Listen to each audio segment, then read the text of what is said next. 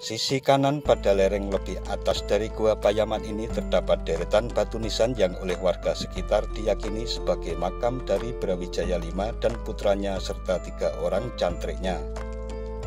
Pada saat Belanda berkuasa, jurang yang terdapat kali Konteng di sebelah barat Gua Payaman dibendung pada pertengahan abad ke-17 sebagai bentuk kerjasama antara Mataram dan Belanda.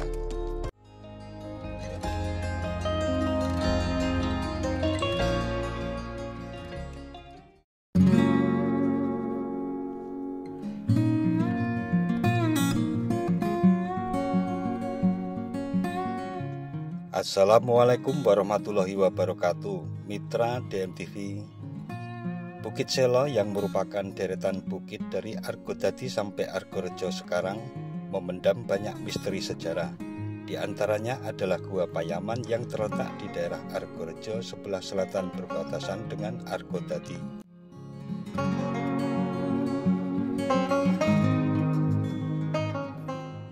Dari Jalan Raya Jogjawatos kilometer 12, tepatnya di perempatan Sedayu ke arah selatan kurang lebih 1,5 km melalui Jalan Sedayu ke Sian. Sarana dan prasarana jalan sudah cukup memadai dan dapat dilalui oleh kendaraan roda 4, truk, dan bis. Gua Payaman di ujung barat Kabupaten Bantul cukup jarang diketahui oleh para wisatawan. Namun bagi kalangan sejarawan, kawasan Gua Payaman memiliki nilai historis yang cukup tinggi karena pernah menjadi persinggahan Prabu Brawijaya V dan tempat tinggal sementara Pangeran Diponegoro.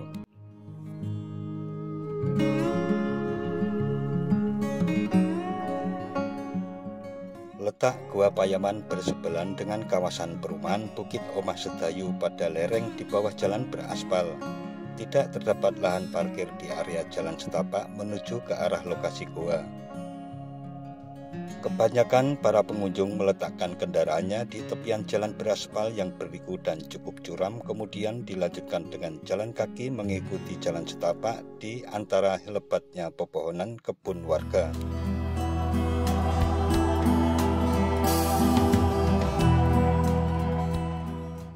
Gua Payaman ini menyerupai cerukan besar pada batu gamping yang merupakan bagian dari satuan batuan formasi Sentolo yang terbentuk pada periode Miosin Tengah hingga Pliosin awal pada lingkungan laut bagian lereng.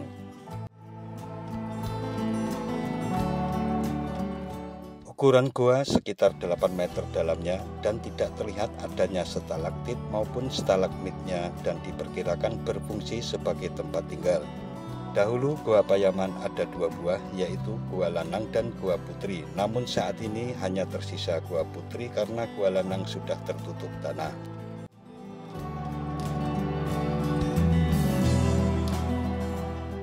Banyak cerita, sejarah, dan mitos yang berkembang di kawasan Gua Payaman dari masa ke masa.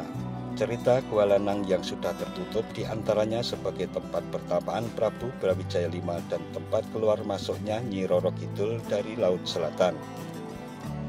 Sedangkan Gua Putri sebagai tempat beristirahat Prabu Brawijaya V dan Raden Panepi.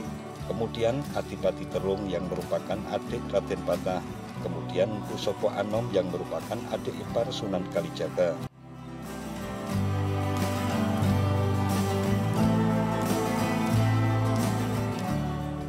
Dua gua ini memiliki cerita bahwa Gua Payaman pada waktu itu dijadikan pelarian dan persembunyian prajurit Majapahit ketika terjadi perang Kertabumi dengan Ranawijaya serta Demak dengan Majapahit.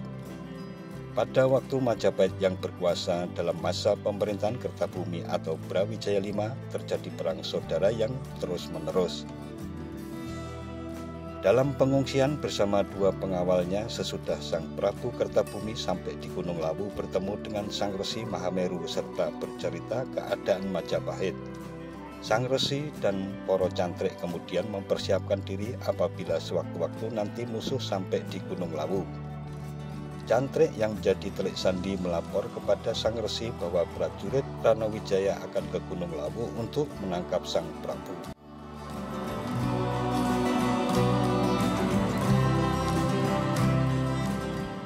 Sang Prabu yang mendengar perkataan cantrik lalu pamit kepada Sang Resi untuk meninggalkan Gunung Lawu. Dalam perjalanannya, Sang Prabu menuju ke arah barat. Sang Prabu merasa sangat sedih karena kerajaan sudah hancur, dikejar-kejar musuh, lalu tiada tempat yang akan dituju, melangkah tanpa tujuan yang pasti. Hanya kedua cantriknya lah yang bisa menghibur dan selalu mengucapkan sampun pinesti atau sudah takdir. Dan akhirnya Sang Prabu nglenggono atau ikhlas dan berkata, pinesti garising kuwasa Gusti Pinesti atau garis takdir yang maha kuasa. Akhirnya Sang Prabu berganti nama menjadi Gusti Pinesti untuk nyamudono atau menyamar.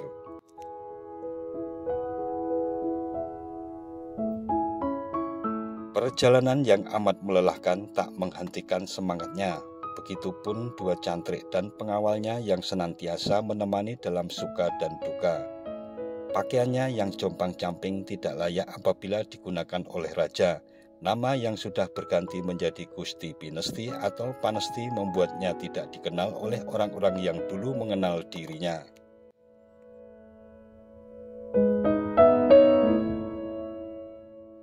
Sampailah kemudian di Bukit Bebatuan atau Bukit Selo dan didapatinya sebuah gua yang terletak di tengah bukit.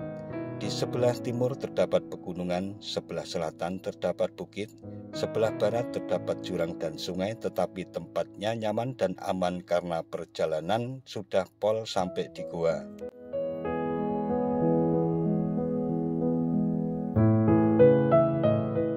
Keadaan yang aman lalu menjadikan nama tempat tersebut menjadi Polaman atau Panyaman. Beliau bertekad tidak akan kembali lagi ke Majapahit atau Demak hingga sampai akhir hayatnya di Gua Payaman. Beberapa tokoh yang pernah melakukan tapa di Gua Payaman adalah Raden Wongso Prono atau Syekh Belabelu yang dimakamkan di Gunung Mancingan dan merupakan putra Brawijaya nomor 32. Kemudian Raden Joko Balut atau Raden Megatsari atau Ki Ageng Mangir I yang dalam babat Tanah Mangir tersebut putra Brawijaya nomor 43. Kemudian Sunan Geseng atau Ki Ageng Cokrojoyo putra dari Raden Tubruk atau Raden Semawung. Raden Tubruk merupakan putra Brawijaya V nomor 40. Kemudian Joko Tingkir putra Pengging yang merupakan buyut Brawijaya V sewaktu diusir oleh Sultan Demak. Kemudian Ki Ageng Selo buyut Brawijaya V sewaktu ingin menjadi prajurit Demak dan dihina oleh Sultan Demak. Dan kemudian Sinang Joyo atau Ki Ageng Giring I yang juga merupakan buyut dari Brawijaya V.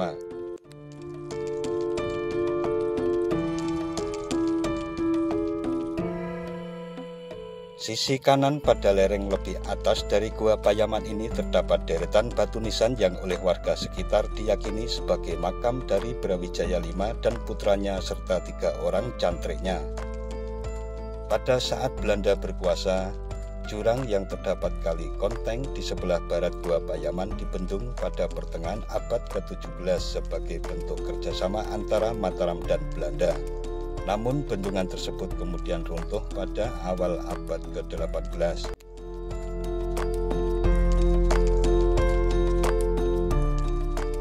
Ketika terjadi Perang Diponegoro, Gua Payaman pernah dijadikan sebagai markas oleh Pangeran Diponegoro saat melakukan perang gerilya melawan pasukan Belanda.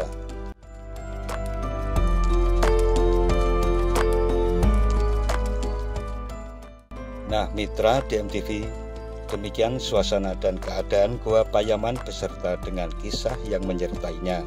Jangan lupa subscribe dan tekan tombol loncengnya agar tidak ketinggalan dengan video-video terbaru dari DMTV. Sekian dan wassalamualaikum warahmatullahi wabarakatuh.